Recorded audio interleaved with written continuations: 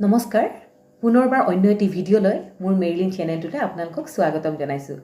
আজি এটি খুব সুন্দৰ বিষয়লৈ মই আপোনালোকৰ মাজলৈ আহিছোঁ। তাৰ আগতেই মই আপোনালোকক এটা প্ৰশ্ন সুধিব বিচাৰিছোঁ। আপোনালোকে বাৰু বাস্তুশাস্ত্ৰ মানেনে বা বিশ্বাস কৰেনে? গতিকে কিয় সুধিছোঁ মই, কাৰণ আজি এই ভিডিঅ'টো বাস্তুশাস্ত্ৰলৈ প্ৰস্তুত কৰা হৈছে। যিসকলে বাস্তুশাস্ত্ৰ মানে তেওঁলোকৰ বাবে আজি এই ভিডিঅ'টো খুবেই গুৰুত্বপূৰ্ণ হ'ব। গতিকে আমি কিছু কথা পাতি লওঁ বলক বাস্তুশাস্ত্ৰৰ বিষয়ে।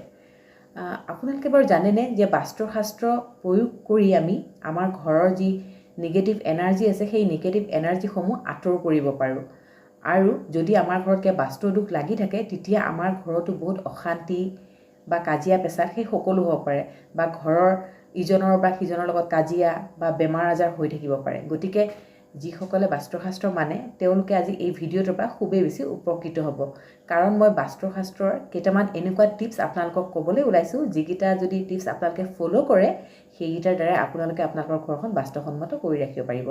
গতিকে বলক আমি পলম নকৰোঁ, যিকেইটা টিপছৰ কথা কৈছোঁ সেইকেইটা টিপছ আমি আলোচনা কৰি লওঁ। কিন্তু তাৰ আগতে আপোনালোকক ক'ব বিচাৰিছোঁ যে আপোনালোকে যদি মোৰ চেনেলত প্ৰথমবাৰৰ বাবে আহিছে, এতিয়াও ছাবস্ক্ৰাইব কৰা নাই, দেন এতিয়াই আপোনালোকে মোৰ চেনেলটো ছাবস্ক্ৰাইব কৰি লওক। লগতে বেল আইকনটো দবাই দিব যাতে মোৰ আহিবলগীয়া ভিডিঅ'সমূহৰ ন'টিফিকেশ্যন আপোনালোকে আগতীয়াকৈ পায়। গতিকে বলক আমি পলম নকৰোঁ, আজিনো বাস্তুশাস্ত্ৰৰ কি এনেকুৱা টিপছ লৈ আহিছোঁ যিকেইটা টিপছ আপোনালোকে কৰিলে আপোনালোকে বহুতো উপকৃত হ'ব। গতিকে বলক।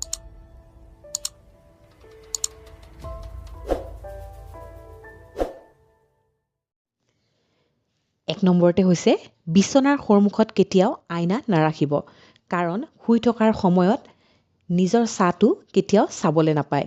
২ নম্বৰতে হৈছে আহাৰ কৰাৰ পিছত কেতিয়াও কাঁহীতে হাত নুধুব, ইয়াৰ ফলত মা লক্ষ্মীয়ে ৰুষ্ট হয় বুলিও কোৱা হয়। ৩ নম্বৰতে হৈছে আপোনাৰ ঘৰৰ টেপৰ পৰা কেতিয়াও পানী পৰি থাকিব নিদিব, ইয়াৰ ফলত আপোনাৰ ঘৰত আৰ্থিক অনাটন হ'ব পাৰে। ৪ নম্বৰতে হৈছে ঘৰত ভাঙা ফুটা বাচন বৰ্তন ব্যৱহাৰ নকৰিব। ইয়াৰ পিছৰটো হৈছে আপোনাৰ ঘৰৰ ছাদত পানীৰ টেংকিত কেতিয়াও অভাৰফ্ল' হ'ব নিদিব, ইয়াৰ ফলত নেগেটিভ এনাৰ্জিয়ে প্ৰৱেশ কৰে বুলিও কোৱা হয়। ইয়াৰ পিছৰটো হৈছে বাস্তু অনুসৰিহে ঘৰত পূজা কৰা বা ঘৰ বনোৱাটো উচিত, আৰু ঘৰৰ মন্দিৰত কেতিয়াও এজনতকৈ বেছি দেৱ দেৱতাক নাৰাখিব। তাৰ পিছৰটো হৈছে আপুনি য'তে টকা পইচা ৰাখে তাতে হালধি আৰু চাউল এখন হালধীয়া কাপোৰত বান্ধি ৰাখিব লাগে, ইয়াৰ ফলত আপোনাৰ ধনৰ অনাটন দূৰ হয় বুলিও বাস্তুমতে কোৱা হৈছে। ৮ নম্বৰতে হৈছে প্ৰতিদিনে ঘৰত ৰাতিপুৱা গধূলি কৰ্পূৰ অৱশ্যেই জ্বলাওক, ইয়াৰ ফলত পজিটিভ এনাৰ্জিৰ প্ৰৱেশ হয় আপোনাৰ ঘৰলৈ। ইয়াৰ পিছৰটো হৈছে সপ্তাহত এবাৰ নিমখেৰে ঘৰ মচাটো কৰক, ইয়াৰ ফলত ঘৰত সুখ শান্তি সমৃদ্ধি বৰ্তি থাকে। ইয়াৰ পিছৰটো হৈছে ঘৰত কেতিয়াও মকৰা জাল বান্ধিব নিদিব। তাৰ নেক্সটটো হৈছে ঘৰত কেতিয়াও জাবৰ জোথৰ আৰু ক'তো পানী জমা হৈ থাকিব নিদিব। ১২ নম্বৰতে হৈছে কেতিয়াও ব্ৰহ্ম মুহূৰ্তত বা সন্ধ্যা সময়ত ঘৰত ঝাৰু নিদিব, আৰু ঝাৰু সদায় এনেকুৱা জেগাত ৰাখিব যাতে আপোনাৰ ঘৰত যদি কোনোবা অতিথি আহে তেওঁলোকে যাতে সেই ঝাৰু পাত দেখা নাপায়, আৰু কেতিয়াও ঝাৰু বিচনাৰ তলত নাৰাখিব।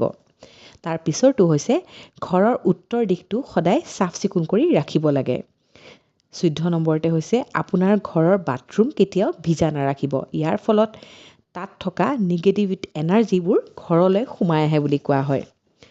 ১৬ নম্বৰতে হৈছে দক্ষিণ নতুবা পশ্চিম দিশটো কেতিয়াও খালী নাৰাখিব, এনে কৰিলে আপোনাৰ কেৰিয়াৰৰ বাবেও শুভ নহয়। তাৰ পিছৰটো আপোনাৰ ঘৰৰ দুৱাৰ আৰু বিচনা চাদৰ সমূহ কেতিয়াও বেঙুনীয়া আৰু জামুনি কলা ৰঙৰ ব্যৱহাৰ নকৰিব। ইয়াৰ পিছৰটো হৈছে ঘৰৰ চিৰিবোৰ পূবৰ পৰা পশ্চিম নতুবা উত্তৰৰ পৰা দক্ষিণ দিশতহে বনাব লাগে, কেতিয়াও উত্তৰ পূবত চিৰি নবনাব, ইয়াৰ ফলত আপোনাৰ আৰ্থিক দিশ আৰু স্বাস্থ্যৰ বাবে হানিকাৰক হ'ব পাৰে। ১৯ নম্বৰতে হৈছে আপোনাৰ ঘৰৰ ছাদ আৰু দুৱাৰত কেতিয়াও ফাঁক মেলিব নিদিব, আৰু যদি এনেকুৱা হৈছে তেন্তে তৎক্ষণাত এয়া ঠিক কৰি লওক, ঘৰত এনে হ'লে অশুভ মনা যায়। ইয়াৰ পিছৰটো হৈছে আপোনাৰ বেডৰুমত কেতিয়াও দেৱী দেৱতাৰ ফটো নাৰাখিব। ২১ নম্বৰতে হৈছে বেডৰুমৰ বাল্বটো কেতিয়াও ৰঙা বা হ'ব নালাগে, নীলা নতুবা সেউজীয়া ৰঙৰহে ব্যৱহাৰ কৰাটো উচিত। ইয়াৰ পিছৰটো হৈছে ফটা বেডশ্বীট, ফটা পৰ্দা বা ফটা গাৰু কভাৰ কেতিয়াও ব্যৱহাৰ কৰিব নালাগে। ইয়াৰ পিছৰটো হৈছে ৰবিবাৰৰ দিনটোত কেতিয়াও তুলসী গছত পানী ঢালিব নালাগে। ২৪ নম্বৰতে হৈছে বেডৰুমত দৰ্জাৰ সন্মুখত কেতিয়াও আপোনাৰ বিচনা ৰাখিব নালাগে। ২৩ নম্বৰতে হৈছে বেডৰুমত কেতিয়াও জোতা চেণ্ডেল বা ফটা পুৰণা আৰু শব্দ কৰা বস্তু নাৰাখিব। ইয়াৰ ফলত ঘৰত নিগেটিভিটি এনাৰ্জি প্ৰবাহিত হয়। ২৪ নম্বৰতে হৈছে ঝাৰুত কেতিয়াও ভৰি নলগাব আৰু কেতিয়াও থিয় কৰি নাৰাখিব। গতিকে জানিলে নহয় আপুনি কোনকেইটা টিপছৰ কথা কৈ আছিলোঁ।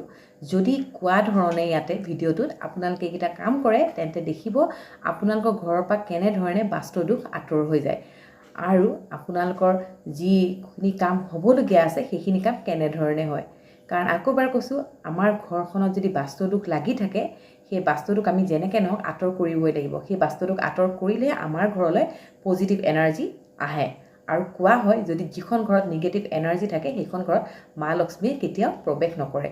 গতিকে নিগেটিভ এনাৰ্জি আমি কৰাব লাগে, ঘৰৰ পৰা এৰাব লাগে, তেতিয়াকৈ আমাক নহয় নিশ্চয়কৈ আমি বাস্তুদোষ এৰাবই লাগিব ঘৰৰ পৰা। গতিকে যদিহে আপোনালোকে ভিডিঅ'টোৰ পৰা কিছু সংখ্যক হ'লেও উপকৃত হৈছে তেন্তে মোৰ চেনেলটোত এটা লাইক কৰিবলৈ নাপাহৰিব আৰু এই ভিডিঅ'টোত আপোনালোকে এটা লাইক কৰি দিব যদিহে ভিডিঅ'টো ভাল পাইছে আৰু এটা কমেণ্ট কৰিবলৈ নাপাহৰিব যে ভিডিঅ'টো চাই আপোনালোকে কেনেকুৱা পালে। মই যিমানখিনি পাৰোঁ আপোনালোকৰ ভিডিঅ'ৰ কমেণ্ট দিবলৈ মই ৰিপ্লাই দিবলৈ চেষ্টা কৰিম। আৰু পুনৰবাৰ কৈছোঁ চেনেলটোত এটা ছাবস্ক্ৰাইব কৰিবলৈ নাপাহৰিব। গতিকে আজিলৈ আহিছোঁ, পুনৰবাৰ এনেধৰণৰ ভিডিঅ' মই আপোনালোকৰ মাজলৈ লৈ আহিব চেষ্টা কৰিম। আজিলৈ আহিছোঁ, ধন্যবাদ।